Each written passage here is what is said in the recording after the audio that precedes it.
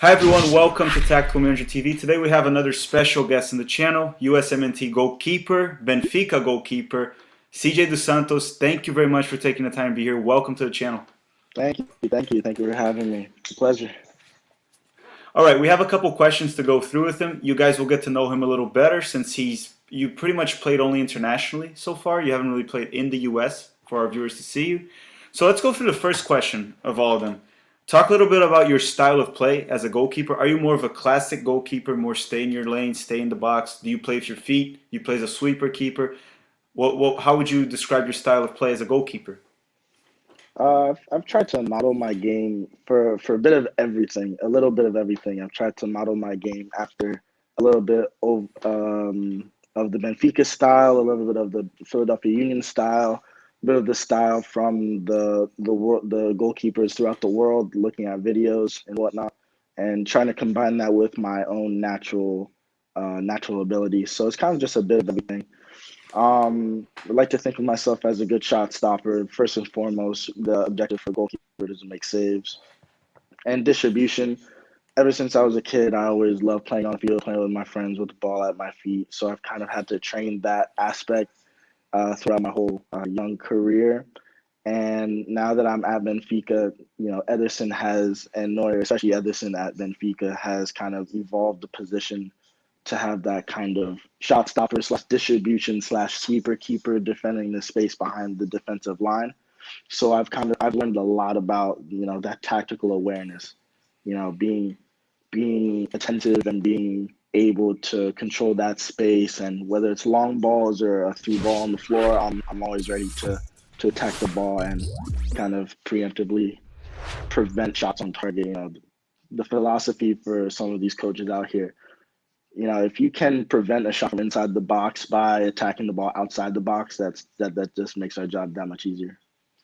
That is very interesting what you said. So Ederson, pretty much based on what you said, he has some influence on your game nowadays based on what he had on Mm-hmm. Benfica. And now he has influence on Zach Steffen. Zach Mm-hmm. Steffen has been Yeah. improving with his feet too. So it's interesting that the Brazilian goalkeeper is having all that influence. And I'm assuming also Jorge Jesus, the new manager from Benfica, he also emphasizes that a lot as he loves pressing. That's the way he likes to Yeah, he play. does. He Yeah, does that's emphasize that. from top to bottom, from the first team all the way down to the under 12s. We're used to being kind of dominating the ball, dominating possession, and a lot of teams tend to sit back and try to spring the counterattack. So we automatically have a high line. So goalkeepers just have to compensate, kind of just have to be attentive for those potential long balls and counterattacks. I like to hear that. I like to hear that that's what your game is going towards because nowadays the best teams in the world do have goalkeepers that stand very up. They stand up ever since Neuer Yeah. kind of revolutionized that. And I wanted to touch another point. You mentioned you learned a little. You're learning. You mentioned the Benfica academy, not academy philosophy right now towards how they Mhm. play. And I want to talk on the Philadelphia Union real quick too. You come from their academy, if I'm not mistaken, right? Yes. Philadelphia Union, and they've been very successful. The academy. You are one of them at Benfica, if probably the biggest Portuguese team right now and one of the biggest in Europe. We have Mark McKenzie heading to Europe, Brendan Hmm. Harrison. So it's been a very successful academy. And what I want to know from you is there why is it Philadelphia Union along with FC Dallas? Why are they so ahead of the U.S.? Is there anything you noticed? Is there any similarities with Europe? What do you have to say about it? It's not just a few players coming over to Europe. Like every year, just this past draft, you have 4 or 5 plus players going to MLS first teams.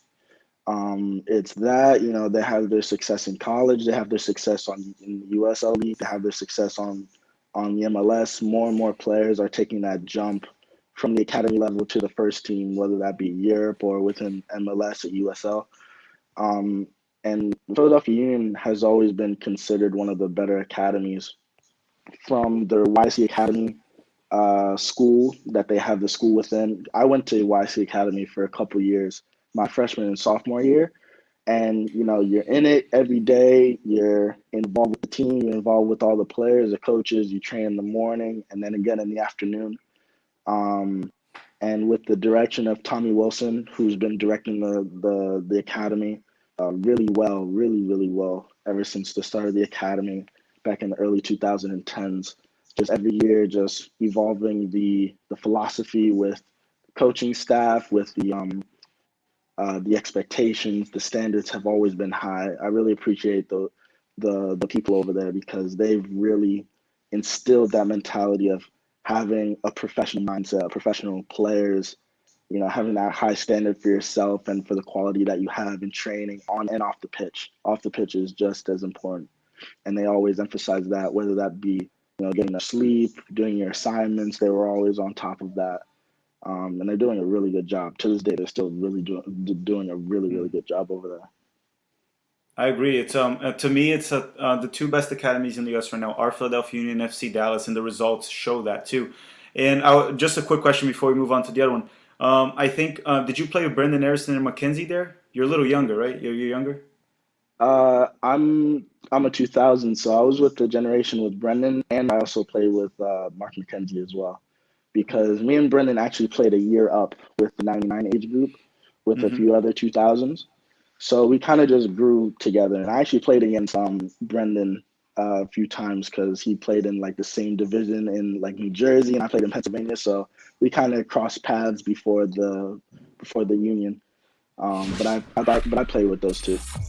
That's awesome, actually. And you're all in Europe now, all three of you, and Yeah, hopefully, all three of you we're doing have big huge things. success there. We're all wishing you guys all the luck there, Thank and you, we do thank you. follow through you guys a lot. So now this question, respond if you're comfortable with it. I think I know the answer. Your favorite MLS club and your favorite club in Europe. I think I You know the know, answer.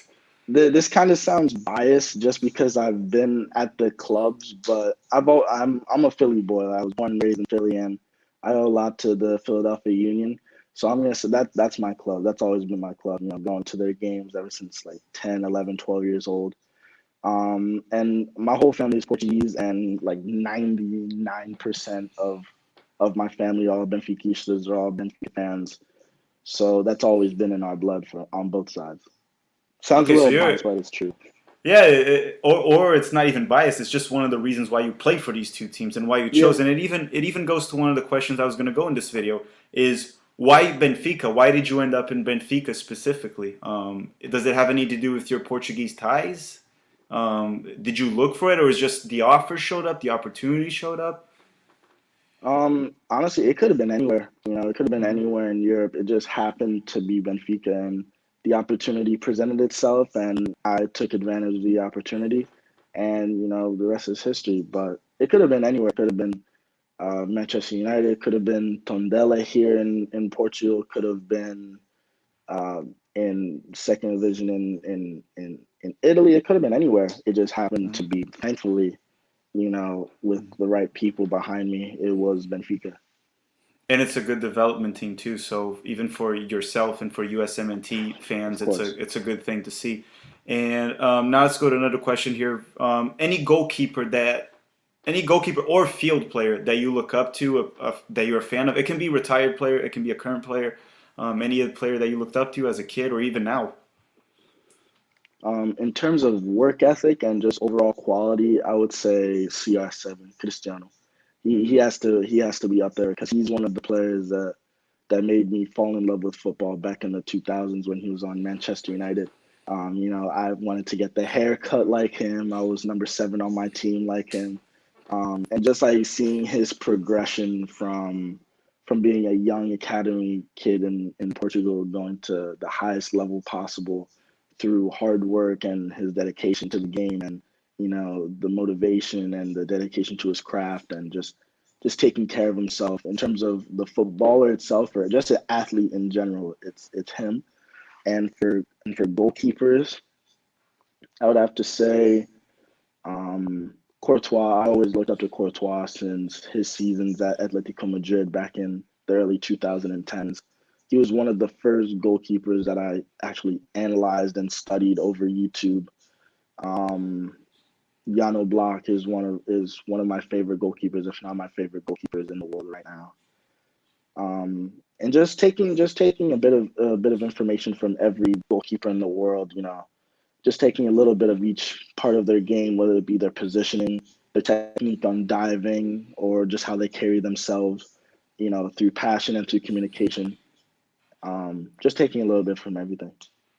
And it's interesting. Cristiano Ronaldo turned 36 yesterday at the time of this Yeah, recording right now. He just turned 36. And what he's still able to do at age 36, where it's unheard of. 99%, they're all retired at this age. Yeah, But him and Watch. Zlatan right now, yeah, it's too much. And then you also mentioned Courtois, Oblak, all fantastic goalkeepers. I'm assuming it's more of a you're more of a new line of goalkeepers. So you'd probably be them, Neuer. You wouldn't go back to the Oliver Kahns and Peter Schmeichels, No, those that's a bit guys. unfair. That's a bit unfair because that's of YouTube. That's like I can't. I'm a big fan of Johan Cruyff. Big fan, just like what he Cruyff. did for football and for just like his quality. But that's just over YouTube. You can't really live it. You can't really live it True. like I can No, live that is these players true. right now. Some of these players you'll play against too, which is a different thing. I sure hope so. And That's the dream. you will very soon. You're still very young for a goalkeeper. Let's not forget Yeah, goalkeepers. They usually tend to peak later too. They start getting yeah, play time yeah. later. It's a little weird time for me, not just for me, but goalkeepers around my age. 18 to Hmm. like 21, 22. It's a real strange time for us. It's too young. You usually goalkeepers don't start getting meaningful minutes unless it's something completely. But most of them don't until they're 25, 26, 28. And Yeah, then they peak yeah, from 28 yeah, all the way to 35. So you got a long yeah. career ahead. And that goes to the last part of the video here that I like to talk real quick. USMNT, obviously, you got called up in October camp, if I'm not mistaken, for the European base. Uh, Congratulations to December. that. It Was it was a December? December camp. Yeah, it was Oh, it was December the with the domestic MLS one, and guys. they called you up. Yeah, yeah, exactly. So you were there with a show, I believe, and who was And the other and Bill goalkeeper? Hamid, Bill Hamid. Hamid. Yeah. Congratulations on that. Thank you, Late. thank you. Congratulations. What are your expectations? Not in regards to you. Don't need to talk about you in that sense. What are your expectations for the USMNT? Because we are overly excited as fans right now. It doesn't mean it'll be the best one, but this is, in my opinion, the most talented generation we've ever had. We'll see how that goes. Do you agree with that? Do you think the talent is there right now? Are you impressed with the amount of Americans that are abroad right now? All these young players, your age, many of them your age, including Hmm. yourself, all abroad in big teams, Benfica, Chelsea, Dortmund, Leipzig, and the list goes on. Hmm. No, I mean, I've always thought ever since my first camp back in 2014, I always knew that this 2000 age group was special. And then as I got older, start to see more players around 2001 and 2002 age group up to the 99, 98. I really feel that the generation of 98 to 2002 is a really special group. And 2022 is a big opportunity for a lot of the players to get some good experiences. But 2026, that's the sweet spot right there. I've always felt, for not just for myself, because that's always been my objective. 2026 World Cup and 2030. Just hitting my prime and taking it to the world stage and just shocking the world and taking it as far as we can go. But it's a really special group, and it's only going to get better next up until the 2022 World Cup until 2026 and 2030. It's only going to get better. I really believe that. So that's something that I also even mentioned with Paxton Harrison. So in 2026, when you're playing in the World Cup and United States wins the World Cup at home, can we have you back at the channel? Oh, of course, of course. Little post interview. We'll take a couple clips from this one and do like a little memorabilia type It's like type look episode. how far we've come. Look how far we've come from 2017 to now. Look how far we've Oh, come. oh, it's ridiculous. Oh my god! But CJ, that's all.